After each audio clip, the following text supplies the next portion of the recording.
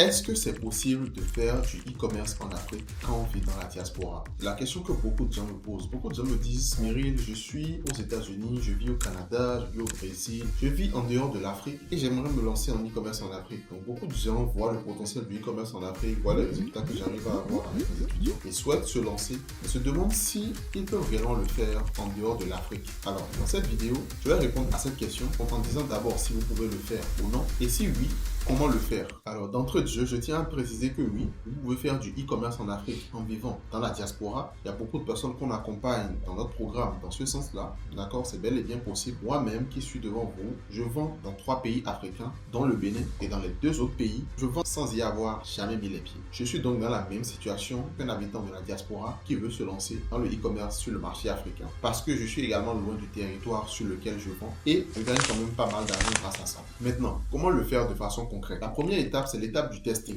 Avant de vous lancer, de commencer à investir plusieurs centaines d'euros, plusieurs milliers d'euros dans du stock, vous devez d'abord passer l'étape primordiale du testing. À ce niveau, il vous faudra tester les idées que vous avez ou les produits que vous avez en tête pour voir réellement si le marché est réceptif à ces produits-là ou pas. Ça vous évitera de gaspiller des sous inutilement dans du stock qui va se transformer plus tard en invendu. Il faudra trouver des produits qui ont le potentiel de marché, des produits que vous avez en tête ou des produits que vous avez vu tourner sur les marchés occidentaux, que vous voulez bien ramener ici en Afrique et vous les lancer pour voir concrètement comment le marché réagit. Donc c'est très important de faire le testing, surtout en utilisant la publicité Facebook. C'est la méthode la plus rapide, la plus efficace aussi et la plus objective pour tester votre produit, car vous aurez un avis franc sur le fait que votre produit marchera ou pas. Donc une fois que vous avez trouvé le produit, que vous avez lancé le testing maintenant, vous verrez les résultats que ce testing-là génère de façon concrète. Alors il y a 2 cas. Si vous n'avez pas de vente, ça voudra dire que votre produit n'intéresse personne. Donc, il faudra passer à un autre produit. Si vous avez des ventes et que vous êtes confortablement rentable, ça veut dire que votre produit a du potentiel et que vous pouvez donc poursuivre avec ce produit-là. Du coup, une fois que c'est bon et que vous avez la certitude que votre produit peut véritablement se vendre, que le marché a réellement besoin de ce produit-là, la deuxième étape consiste à trouver le fournisseur chez qui vous approvisionner. Et pour ce faire, vous pouvez dans un premier temps vous acheter dans le pays dans lequel vous voulez vendre le produit. Pour ce faire, vous pouvez simplement aller sur Facebook par exemple et taper le nom de votre produit, à rajouter votre pays bien sûr. Et vous allez peut-être voir des gens qui proposent ce produit-là à un prix relativement inférieur ou à un prix similaire à celui d'Alibaba ou d'AliExpress. Si c'est le cas, c'est le jackpot pour vous parce que ça vous fera gagner énormément de temps.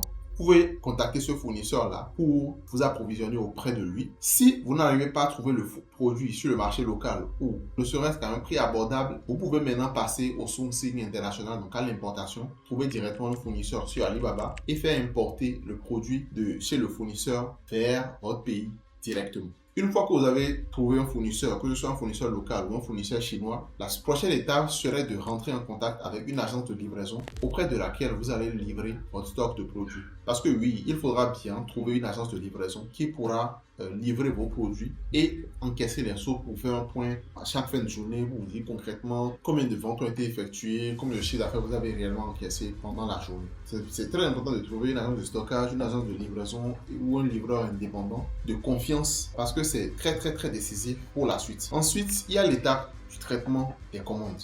Alors, lorsque vous faites du cash on delivery, donc du paiement à la livraison, vous savez très bien que lorsque vous recevez les commandes sur votre boutique, il faudra les traiter. Vous contactez les clients pour leur demander quand est-ce qu'ils souhaitent être livrés et envoyer votre livreur maintenant sur le terrain, les livrer directement.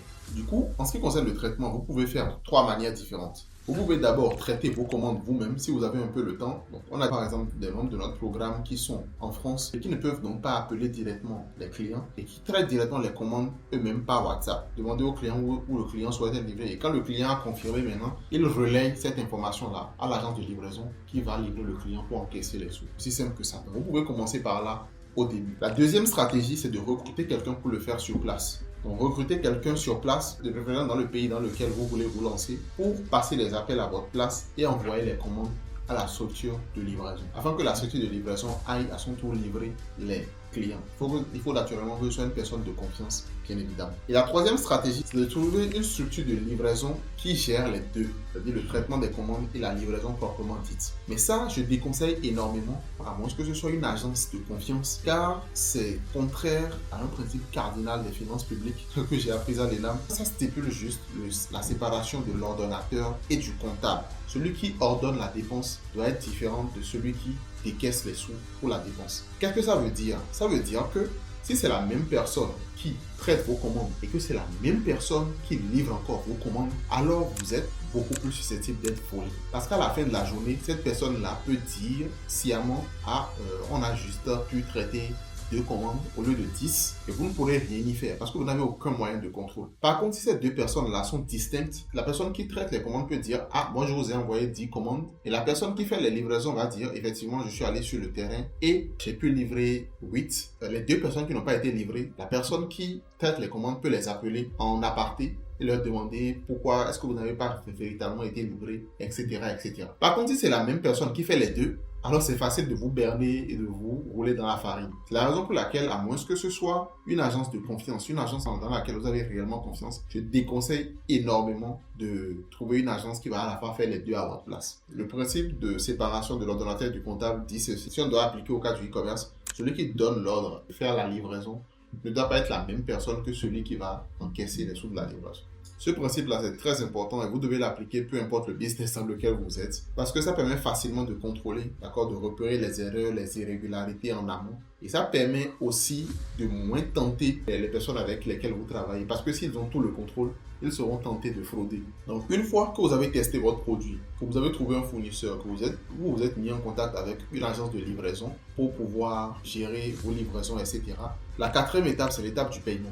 Donc, lorsque vous avez tout ça en place, vous avez un produit qui marche bien, les livraisons qui se font bien, vous pouvez décider par exemple de vous faire payer toutes les semaines par virement bancaire par exemple. Donc, la personne se chargera de faire un virement de l'Afrique vers votre compte bancaire là-bas à l'étranger. Ça prend un petit peu plus de temps, c'est vrai, mais ça vous permettra quand même de récupérer votre argent. La deuxième solution, c'est de récupérer également l'argent via Western Union, donc qui vous font un virement, un envoi Western Union toutes les semaines également, ou par jour. J'avoue que par semaine, c'est beaucoup mieux parce que par jour, c'est un peu long, c'est un peu chiant à faire tous les jours. Ou par semaine, c'est beaucoup mieux. Ou bien, vous pouvez simplement aussi avoir un numéro mobile money au pays sur lequel cette personne-là fera les dépôts et un numéro que vous pourrez contrôler à distance, quoi. Ça, c'est la meilleure option à mon avis parce que ça vous permet de vous-même vous détacher des sous. Vous ne pouvez pas utiliser les sous pour votre raison personnelle et ça vous permet aussi de réinvestir ces sous-là massivement dans votre business derrière pour le faire grandir davantage. Donc on récapitule. La première des choses, c'est le testing. Ça, vous pouvez le faire de partout, de n'importe où. La recherche de produits, toute la partie digitale peut être contrôlée de n'importe où.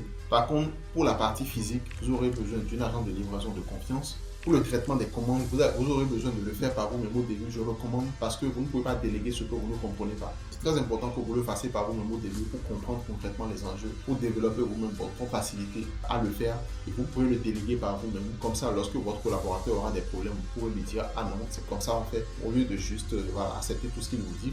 Donc, trouvez quelqu'un pour le traitement des commandes ou le faire par vous-même au début. Ensuite, trouvez une société de livraison qui va réagir, de livrer les clients et de vous payer suivant la période que vous décidez. Donc c'est aussi simple que ça. Voilà les 4 étapes si vous voulez faire du e-commerce en Afrique depuis la diaspora. Et si vous voulez vous lancer, lancez-vous. Franchement, si vous êtes intéressé, j'ai une formation gratuite qui est dans la description qui vous permettra de passer de 0 à 1 million par mois le plus vite possible grâce à votre business e-commerce. Il y a une formation payante à aborder à la fin, mais la formation gratuite a également beaucoup de valeur et qui peut vous aider à vous lancer quand même. Du coup, lancez-vous. N'attendez pas le moment parfait pour le faire. Rassurez-vous, c'est bel et bien possible. Commencez juste avec les moyens du bord. Recruter des gens, ce que vous avez sous la main, des gens qui sont dignes de confiance quand même. Le premier réflexe, c'est généralement de recruter les personnes de sa famille, c'est bien. Si ces personnes-là sont dignes de confiance, c'est très bien. Et après, professionnalisez-vous au fur et à mesure. Ça ira. Je le dis encore, je vends dans 3 pays africains, bientôt 4, et donc 2 dans lesquels je n'ai jamais mis les pieds. Donc rassurez-vous, c'est bel et bien possible. La formation gratuite est disponible dans la description. Abonnez-vous parce qu'on va poster beaucoup plus de contenu qualitatif dans les prochaines semaines. La révolution en marche. Ciao.